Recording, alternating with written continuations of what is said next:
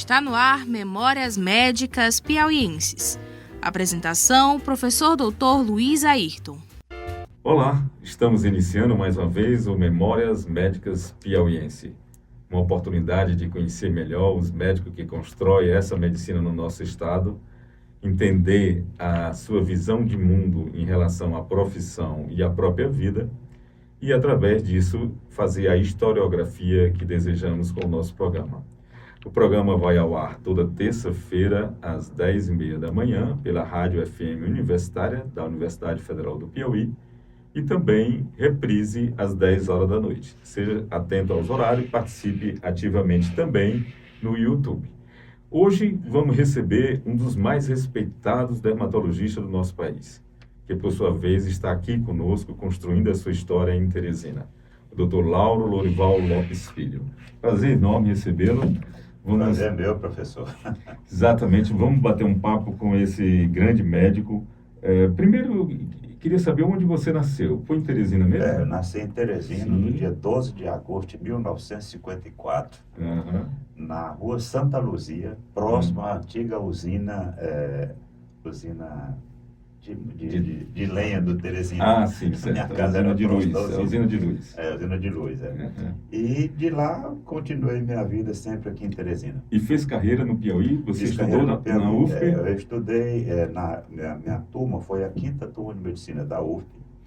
Eu passei no vestibular em 1972 e me formei em 1978.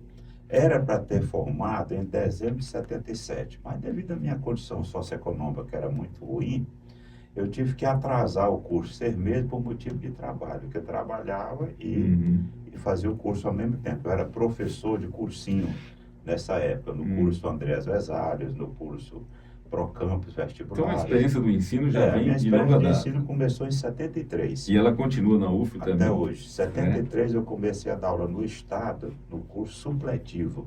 Era professor de ciências biológicas. Certo. Eu passei no vestibular com 17 anos e não podia trabalhar ainda. Quando eu completei 18 anos, comecei a trabalhar como professor de primeiro grau, no caso, né? Aí depois fui para o 2º grau, fui pro terceiro, e finalmente no 3º grau, que é a universidade. Então, eu me formei em 78 e já mais ou menos menos de um ano depois, eu fui contratado pelo governo do estado para trabalhar na dermatologia do HGV. Certo. Isso por quê? Porque eu fui estagiário da dermatologia do HGV de 1976. Quando eu fazia 5º ano de medicina, eu já começou o estágio comecei a em estagiar lá como dermatologia. estudante. Então a dermatologia entrou naturalmente na sua vida? Na minha vida, porque eu gostei, quando eu passei pela disciplina, eu gostei muito. Quem eram os dermatologistas daquela época? Na época, era o Dr. Hugo Prado, a quem eu devo praticamente toda a minha vida profissional, uma pessoa que eu admiro muito, que morreu precocemente, mas era uma pessoa fantástica. Era um visionário, que ele colocava tudo à frente do tempo dele. O Dr. Carlos Portela Ibiapina e o Dr. Zé Gomes da Silva. Esses 3 fundaram a disciplina de dermatologia da UFP. O Dr. Hugo, ele era muito relacionado à experiência, à criação de fórmulas. Tinha uma criatividade impressionante. Ele criava medicamentos, ele criava as condutas próprias dele. E aquilo me influenciou muito na minha formação. E ele, depois que eu estagiei como estudante, quando eu me formei, eu fui contratado logo depois como médico já, da HGV. Mas ele queria que eu me titulasse de alguma maneira. E ele criou para mim um estágio, praticamente para mim, de final de 78 até 80, por praticamente 3 anos. E depois disso eu entrei como coordenador do programa de controle da hanseníase no Piauí, também por orientação dele. Né? E nessa época que eu fui estagiário e fui contratado no HGV, eu tive uma formação muito boa pelo professor Zé Gomes da Silva, também, que é outra pessoa que eu devo muito à minha vida profissional, falecida agora recentemente, há pouco mais de 2 meses. O doutor Dagoberto Barro da Silveira, que foi meu primeiro orientador de cirurgia, por quem eu tenho muito apreço também. Doutor Francisco Campelo, Dr. Antônio de Pádua Marques da Fonseca, que eu considero um dos maiores dermatologistas do Brasil. O Pádua tinha um conhecimento dermatológico assim, fora do comum. Uma pena que ele está aposentado, eu já encontrei com ele, disse que não quer mais saber de medicina.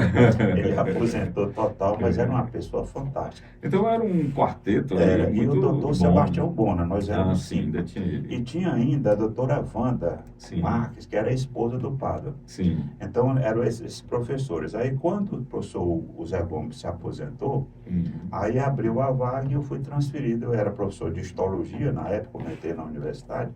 Eu entrei em 1981 na histologia, fiquei até 92. E em 92, com a aposentadoria do professor Zé Gomes, aí o professor, lá era aposentadoria não, ele se afastou, ele pediu demissão da universidade. E aí eu entrei na vaga dele, na dermatologia. O Hugo me Você vê que, após a conclusão do curso de medicina, você já estava empregado, já estava trabalhando ativamente, mas nunca saiu de Teresina para alguma formação? A princípio não. Residência, mestrado, não, a princípio assim? Não. Quando eu terminei quando eu entrei na dermatologia em 92, entrei como professor.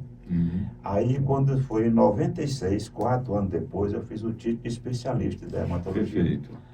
Aliás, eu fiz 2 provas do título, porque onde eu fiz o estágio, que era no HGV, na época não era credenciado pela SBD. Eu fiz uma pré-prova para poder fazer a prova de título. Essa prova eu fiz em 96, eu fiz no Rio de Janeiro a pré-prova, e em 96 eu fiz a prova em Florianópolis, né, o título de especialista.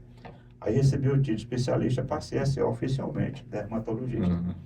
E em 2000 eu comecei a fazer mestrado em São Paulo, na Escola Paulista de Medicina, que é a Universidade Federal de São Paulo, a Unifesp. Comecei em 2000, terminei em 2002. E em 2002 já comecei o doutorado, que terminei em 2007, também na Escola Paulista de Medicina. Essa foi a minha formação dermatológica. E como eu estava na UFP há muito tempo, eu fui apenas crescendo dentro da UFP. Hoje eu sou professor titular. Professor titular da dermatologia. Eu digo até com muito orgulho que eu sou o único titular que cheguei por merecimento, por graduação. Porque o doutor Hugo também era titular, mas naquela época todos os fundadores da Faculdade de Medicina receberam o título de professor titular. Até o professor João Orlando, de saudosa memória, que era um grande amigo também, ele era chateado com isso. Não, eu queria ter sido avaliado para ser titular. O João era muito, assim, muito cartesiano, muito correto. Dizendo, eu não gosto desse titular gratuito, não. Eu queria ser pela carreira. E eu subi pela carreira. São os créditos de conquista, né? Então tem outro valor e outro sabor. Segui todos os trâmites da progressão funcional. E em 2018 cheguei a professor titular. E a sociedade? Você chegou a participar da sociedade regional? Eu fui presidente da sociedade em 2 mandatos. Dermatologia, Sociedade Brasileira de Dermatologia Regional Piauí. Certo. E a primeira foi em 1999. Aí no ano seguinte eu tive que me afastar para fazer o mestrado em 2000. Aí deixei.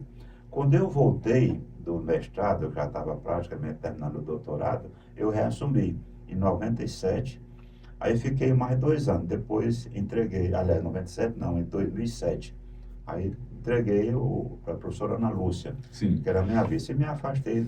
Atualmente eu sou representante do Conselho Deliberativo da SBD Nacional, como delegado do Piauí. Então, tem o presidente da regional e o delegado. O delegado sou eu, que represento a sociedade. E a comissão de ensino? A comissão de ensino da SBD? A SBD é formada por várias comissões. Comissão de ensino, comissão do título e tal. Eu fui eleito para a comissão do título de especialista em 2010. E lá fiquei até 2018. Eu fui presidente da comissão em 2018 e a gente sai quando é presidente. E depois de um interstício de 2, 3 anos, você pode se candidatar a outra comissão. Eu me candidatei à comissão de ensino e fui eleito o mais votado para a comissão de ensino pelo Conselho Deliberativo da SBD. E hoje eu estou na comissão de ensino. Então eu tenho muita uma história de glória que eu acho que vai até culminar com a vice-presidência da Sociedade Brasileira de Dermatologia. Agora, em abril, eu fui eleito vice-presidente da Sociedade Brasileira de Dermatologia. Muito bom. Então, estou participando a nível nacional da comissão de ensino, que é uma comissão muito importante. porque a gente avalia os serviços que formam novos dermatologistas. Uma avaliação crítica de cobrar, se está sendo bem formada, aquela coisa toda. Então, são os serviços credenciados pela SPD. A SPD só credencia os serviços se a comissão de ensino aprovar. E esse credenciamento é renovado periodicamente, e esse é o meu papel hoje na SPD. Você é muito respeitado do ponto de vista profissional, mas com uma história rica dentro da universidade, que é onde todos os professores o reconhecem como um profissional competentíssimo, né? Como é que você visualiza essa nova formação do dermatologista? Porque eu vejo que nós estamos diante de um novo cenário com o interesse dos dermatologistas. Uma série de dificuldades de identificar as doenças verdadeiras e um volume enorme de profissionais partindo para a via estética, né? Não sei se por dinheiro ou por alguma vocação. A dermatologia hoje é formada por um tripé. É clínica, cirúrgica e cosmiátrica, né? Esses três, durante a formação do residente, a gente foca bem nisso aí. Clínica, cirúrgica e cosmiátrica. Porém, o canto da sereia maior é para a cosmiatria. Sim. Porque, teoricamente, é o que dá mais dinheiro, que os convênios não pagam. Então, muitos colegas estão caminhando para isso aí. Aqui eu não faço crítica, não, porque é um dos pés do tripé da dermatologia. O que eu alerto é que o problema é que a dermatologia hoje, a parte de cosmiatria, está muito associada a outros profissionais. Às vezes nem médicos. Nem médicos, exatamente. Os odontólogos estão fazendo muita cosmiatria dermatológica. Os fisioterapeutas. Então, isso aí criou um cenário assim, de muita gente fazendo a mesma coisa. Se fazem bem feito ou não é outra história, mas estão fazendo. Né? E eu sempre digo para o residente, olha, o diferencial agora vai ser a clínica e a cirurgia. Porque o terceiro tripé, o terceiro pé do tripé, está todo mundo lá. Então, vocês têm que voltar para cá, não sei se esse meu conselho surte efeito, mas eu sempre me sinto na obrigação de informar. Sim, claro. Porque aqui no HU nós estamos uma formação muito boa. O nosso residente, todos, sem exceção, passaram no título especialista. Perfeito. Que você sabe muito bem que é uma prova dificílima, de altíssimo padrão. Então, é um dos critérios que nós utilizamos na avaliação do serviço na comissão de ensino, é a aprovação do TED. Porque, e o nosso 100% passaram. Todos que passaram por aqui. Nós temos um volume agora de médicos em razão do número de escolas médicas. Aqui, inclusive, no Piauí, tem crescido bastante. E a Comissão Nacional de Residência Médica, ela vai normatizar as residências, tentando dar uma formação mais adequada a esse profissional, no caso até o dermatologista também. Como é que você avalia essa história aos olhares de hoje? Porque algumas mudanças aconteceram, né? Mudanças aconteceram, até pontos radicais. Hoje, a residência médica em dermatologia requer 2.880 horas por ano. Né? Uma residência, ou pode ser também um estágio em serviço credenciado. A diferença entre a residência e o estágio é que o estágio não tem bolsa. Eles geralmente pagam por essa formação. Mas a gente cobra que seja exatamente igual à residência. O que está acontecendo? O MEC autorizou muitas pós-graduações lato sensu. Pós-graduações com 350 horas, curta duração, que não dá para formar um bom profissional. Então, a minha preocupação hoje é exatamente isso, que as vagas de residência não estão aumentando. Até porque, professor Luiz, você sabe muito bem que as universidades federais, a remuneração é muito baixa. Então, são poucos médicos que se habilitam a querer ser professores. Ou seja, nós não temos como aumentar as vagas, porque nós não temos médico professor para isso. Aqui no HU, por exemplo, nós temos 2 vagas de residência por ano. Nós temos ao todo 6 residentes correndo durante os 3 anos. E nós somos 6 professores. E temos voluntários que vão lá, que ajudam muito. E temos os médicos da EBSER, que são 2 atualmente, vão contratar mais 2. Então, vai melhorar um pouquinho. Okay. Mas e essa residência ainda é muito procurada? Muito procurada. Porque muito nós disputada. temos algumas residências, digamos assim, que está saindo da moda. Dermatologia está muito procurada É. ainda. E aí, assim, nós damos uma formação relativamente boa. A nível nacional também, o serviço credenciado pela SPB tem essa preocupação. Mas o problema vai ser o volume de pessoas que vão buscar isso. Então, vai ser um verdadeiro funil. Então, eu sempre digo para os alunos também, ó, estudem bem, se preparem, porque a coisa não está bonita, não, a coisa está feia. Eu acho que talvez está se construindo um cenário que a gente tem uma dificuldade de interpretar. Né? Porque assim, é o volume e debatendo com a qualidade. Né? Esse é o grande, digamos, paradigma a ser discutido nessa formação. Né?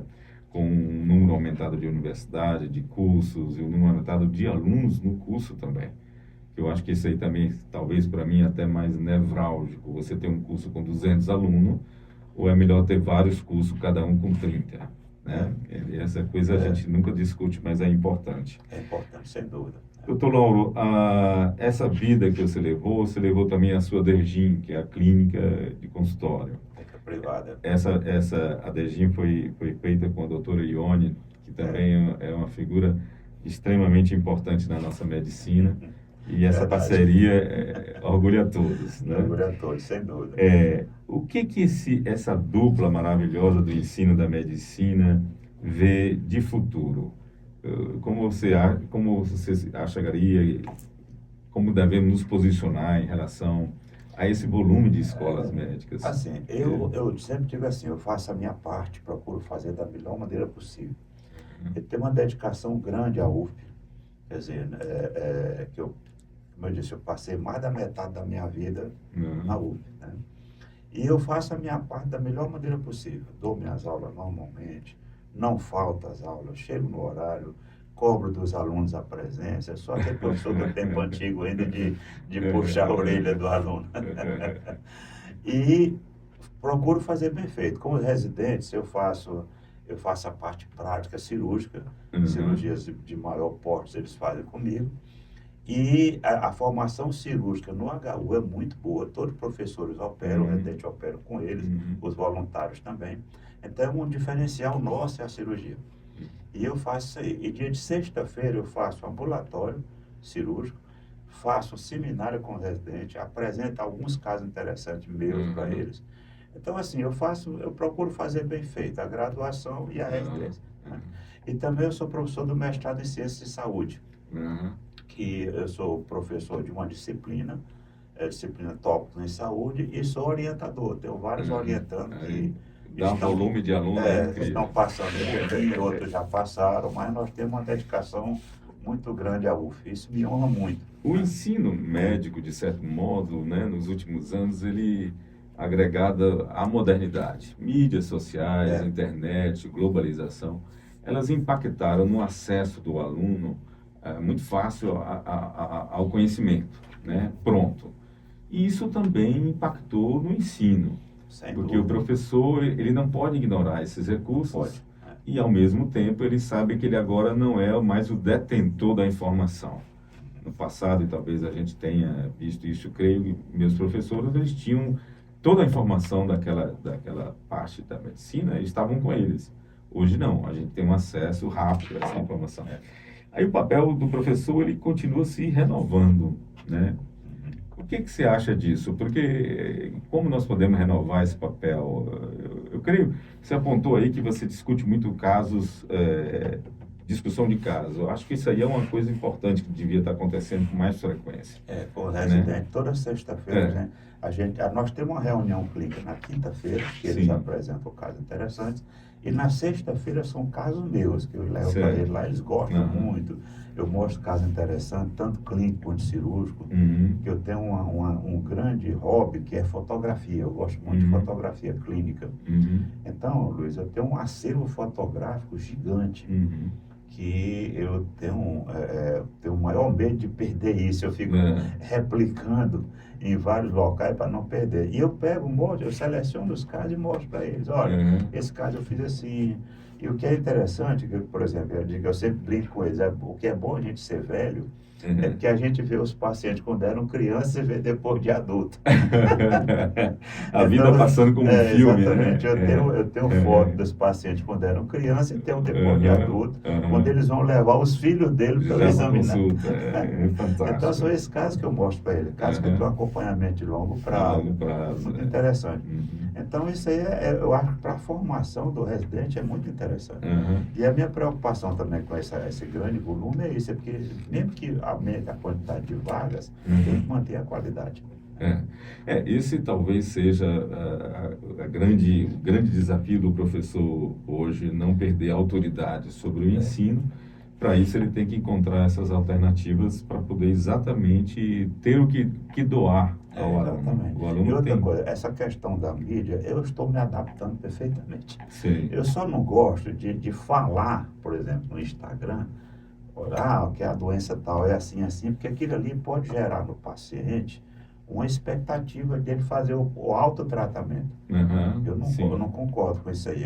Tanto que o meu Instagram é basicamente com coisas didáticas de professor. Eu coloco orientação sobre prevenção de câncer, não eu falando. Eu coloco imagem, por exemplo. Eu gosto muito de mexer com câncer de pele.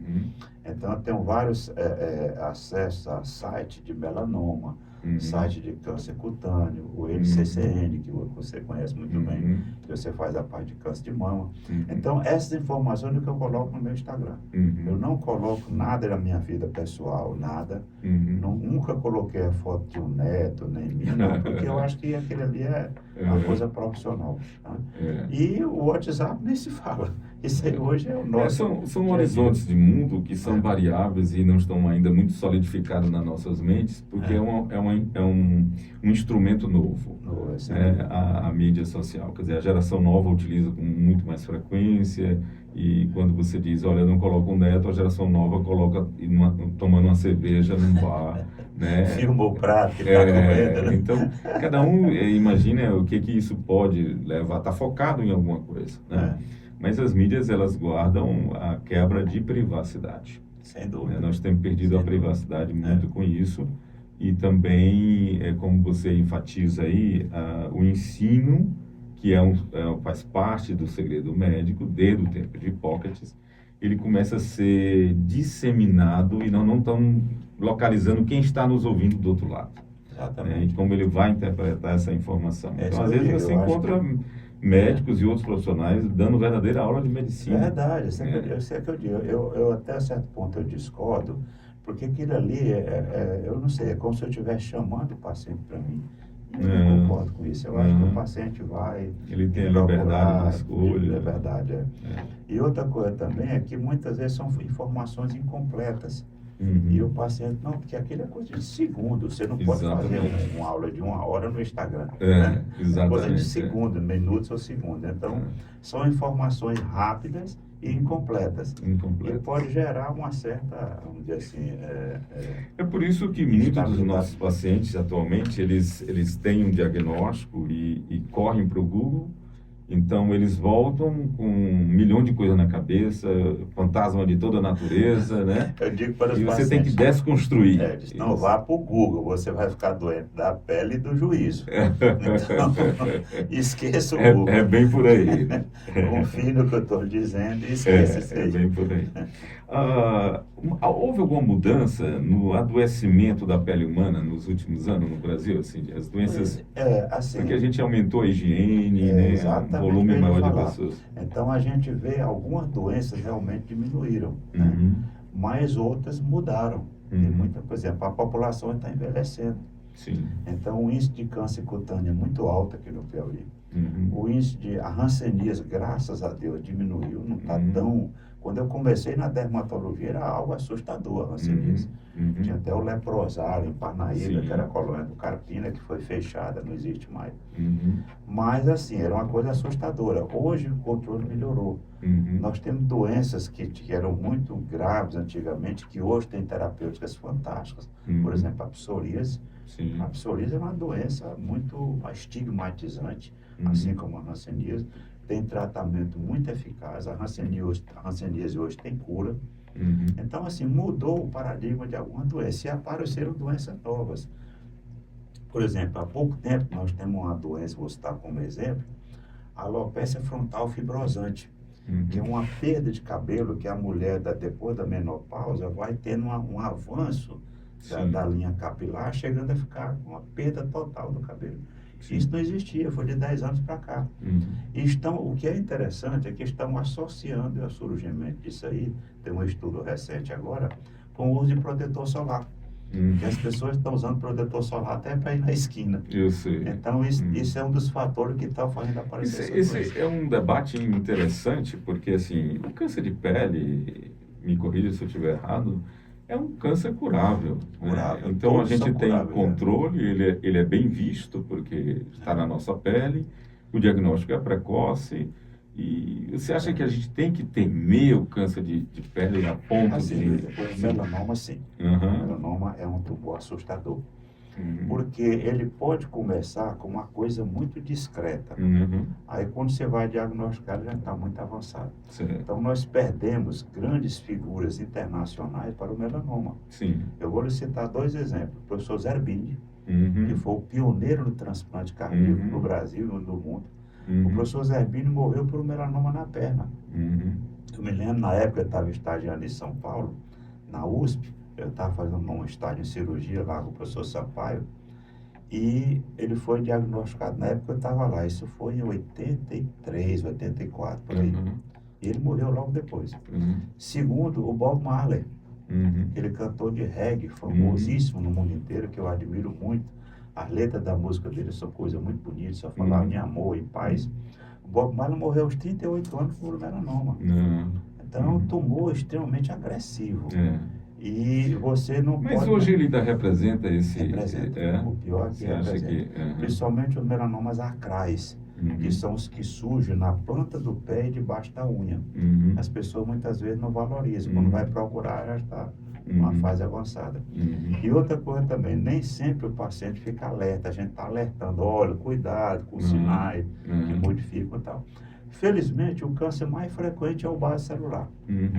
O base celular tem uma chance de cura altíssima. O espinocelular, o segundo mais frequente, já tem um pouco mais de risco. Ele pode metastatizar, pode levar a pessoa à morte. Mas o nosso grande calcanhar de Aquiles é o melanoma. Tanto que no Brasil hoje tem um grupo chamado Grupo Brasileiro Multidisciplinar para o Estudo do Melanoma, que é formado por dermatologistas, cirurgiões oncológicos, cirurgiões plásticos. É um grupo muito organizado, que eu era o delegado do Piauí até algum tempo, depois eu me afastei por falta de tempo. Mas ele tem delegados em vários estados que são pessoas que se interessam em estudar o assunto. E nós temos no Brasil, a cada 2 anos, um congresso só para discutir melanoma. Congresso de 3 dias. Só nesse assunto. Então é um assunto anual. A cada 2 anos, é bianual. A cada 2 anos, bianual. Mesmo assim, eu imagino quanto se produz ciência sobre isso. Muito, são 3 dias. Muito bem. Olha, foi um enorme prazer conversar com o Dr. Lauro Lorival Lopes Filho. Um médico conhecido, um professor renomado e uma grande figura da Sociedade Médica do Piauí. Muitíssimo prazer por sua presença. Eu que agradeço, parabenizar por essa iniciativa que eu conheci agora recentemente, quando você me falou. E realmente é um negócio muito interessante. Eu sei que você é um estudioso, é um amante da história da medicina. E isso aqui é um negócio fantástico. Parabéns para você e muito obrigado pelo convite. Muito bem. Pode saber que a honra é toda minha de estar aqui com você, de estar podendo falar sobre essa minha vida tão sofrida e tão longa. Mas grandiosa, e augura aos amigos, exatamente, a todos nós luta sofrida, mas valeu a pena. Faria tudo de novo.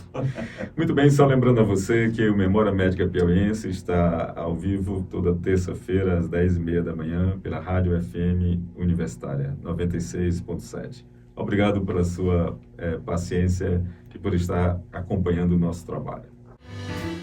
Você ouviu Memórias Médicas Piauienses, uma parceria entre o curso de Medicina da Universidade Federal do Piauí, a Academia de Medicina do Piauí, a Sociedade Piauiense de História da Medicina e a Rádio FM Universitária.